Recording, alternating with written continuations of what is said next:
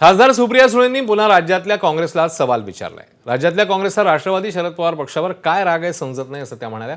आमचे खासदार कालही इंडिया आघाडी सोबत होते, आजही आहेत आणि उद्याही राहतील असंही त्या म्हणाल्यात।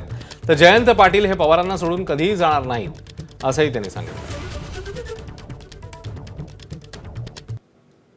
मी एक गोष्ट अतिशय विनम्रपणे काँग्रेसला सांगू इच्छिते की जेव्हा जेव्हा मतदान झालंय तेव्हा राष्ट्रवादी काँग्रेस पक्ष शरदचंद्र पवार हे 8 खासदार ताकदीने इंडिया अलायन्स बरोबर कालही होते, आजही आणि उद्याही राहतील। आता महाराष्ट्राची काँग्रेस आमच्यावर का नाराज आहे याचं उत्तर तुम्हाला महाराष्ट्राच्या काँग्रेसला किंवा आज राहुलजी पुण्यात आहेत त्यांना विचारावं लागेल, कारण का राहुलजींचं आणि आमचं हे रेग्युलर कॉन्टॅक्ट असतो। कारण का पॉलिसी लेवलला मग राऊतसाहेब असतील, उद्धवजी असतील, बंटी दादा असतील, विश्वजित कदम असतील, यशोमती ताई असतील, या सगळ्यांची आमचा नेहमीच संवाद होत असतो।